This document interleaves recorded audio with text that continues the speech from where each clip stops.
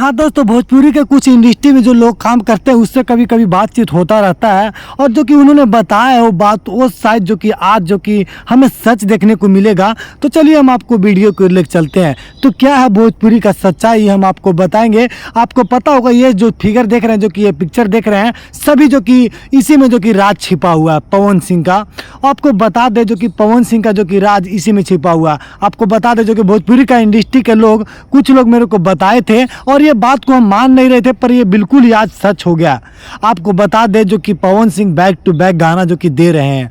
कहीं ना कहीं जो कि पवन सिंह अपने आप से बोलते थे कि हम भोजपुरी को बहुत ही आगे लेकर जाएंगे। तो ये भोजपुरी इंडस्ट्री को अगर आगे लेकर जाना है तो गाना से नहीं आगे बढ़ेगा। आपको पता होगा और सभी लोग को ही पता होगा, जब भी अगर भोजपुरी इंडस्ट्री बढ़ेगा तो ये भोजपुरी मूवी से बढ़ेगा। और भोजपुरी मूवी से जो कि भोजपुरी इंडस्ट्री यहाँ तक जो कि पहुँच पाई है।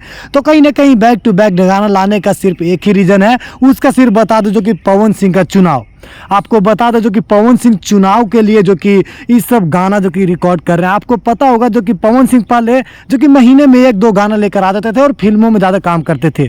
और अभी आपको देख रहे होंगे जो कि फिल्म में कम काम करते हैं, जो कि बैक टू बैक गाना दे रहे हैं। तो आपको पता होगा जो कि पहले महीने में 1-2 गाना देकर और आराम से बैठे रहते थे ताकि इनका फैन जितना भी चिल्ला ले पर इन पर कोई असर नहीं पड़ता था।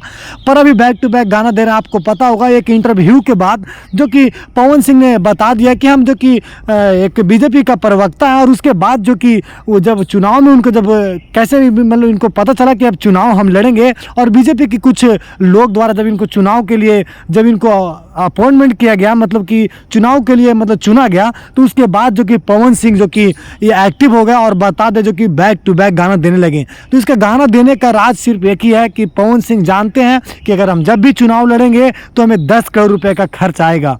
इसके लिए जो कि पवन सिंह चुनाव लड़ रहे हैं, क्योंकि एक गाना का ये चार्ज करते हैं 10 से 12 लाख रुपए। तो कहीं ना कहीं इस गाना से पैसे कमा लेंगे और फिर चुनाव में लड़ाएंगे।